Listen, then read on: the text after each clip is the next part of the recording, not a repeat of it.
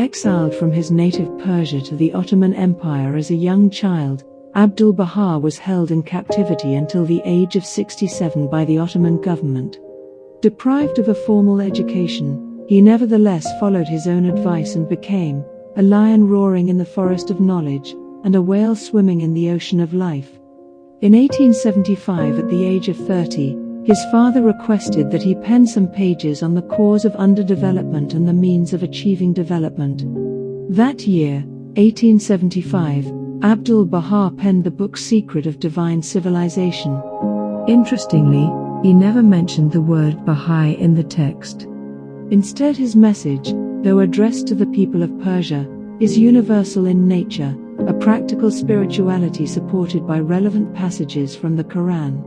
Without a hint of ego, it was published anonymously. Although nearly a century and a half have passed since he wrote it, his guidance remains applicable today.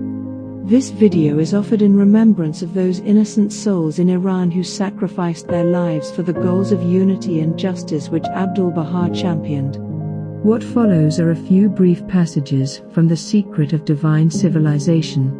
In the description box you can find links to a free online version of the book. The happiness and pride of a nation consist in this, that it should shine out like the sun in the high heaven of knowledge. Shall they who have knowledge and they who have it not be treated alike? And the honor and distinction of the individual consist in this, that he among all the world's multitudes should become a source of social good. Is any larger bounty conceivable than this, that an individual, looking within himself, should find that by the confirming grace of God he has become the cause of peace and well-being, of happiness and advantage to his fellow men? No, by the one true God, there is no greater bliss, no more complete delight.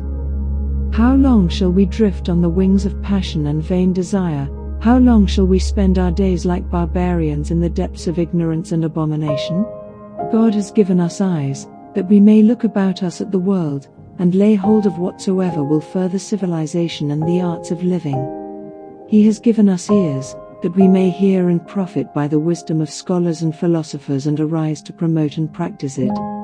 Senses and faculties have been bestowed upon us, to be devoted to the service of the general good, so that we, distinguished above all other forms of life for perceptiveness and reason, should labor at all times, and along all lines, whether the occasion be great or small, ordinary or extraordinary, until all mankind are safely gathered into the impregnable stronghold of knowledge.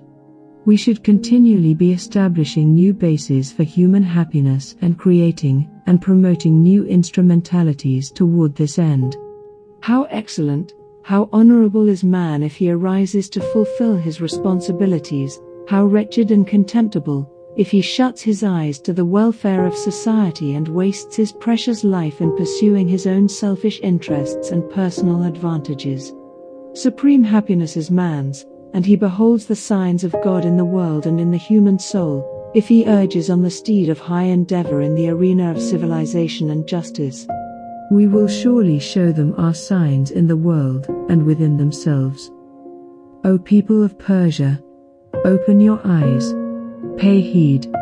Release yourselves from this blind following of the bigots, this senseless imitation which is the principal reason why men fall away into paths of ignorance and degradation. See the true state of things. Rise up, seize hold of such means as will bring you life and happiness and greatness and glory among all the nations of the world. The winds of the true springtide are passing over you. Adorn yourselves with blossoms, like trees in the scented garden. Spring clouds are streaming, then turn you fresh and verdant, like the sweet eternal fields. The dawn star is shining, set your feet on the true path.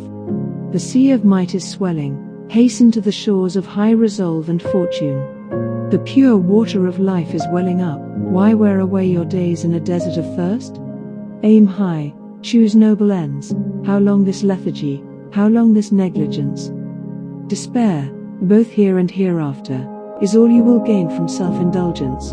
Abomination and misery are all you will harvest from fanaticism, from believing the foolish and the mindless. The confirmations of God are supporting you, the succor of God is at hand. Why do you not cry out and exult with all your heart, and strive with all your soul? O people of Persia!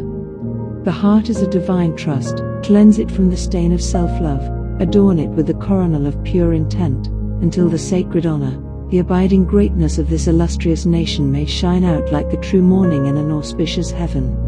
This handful of days on earth will slip away like shadows, and be over. Strive then that God may shed His grace upon you, that you may leave a favorable remembrance in the hearts and on the lips of those to come. And grant that I be spoken of with honor by posterity. Happy the soul that shall forget his own good, and like the chosen ones of God, vie with his fellows in service to the good of all, until, strengthened by the blessings and perpetual confirmations of God, he shall be empowered to raise this mighty nation up to its ancient pinnacles of glory, and restore this withered land to sweet new life, and as a spiritual springtime, array those trees which are the lives of men with the fresh leaves, the blossoms and fruits of consecrated joy,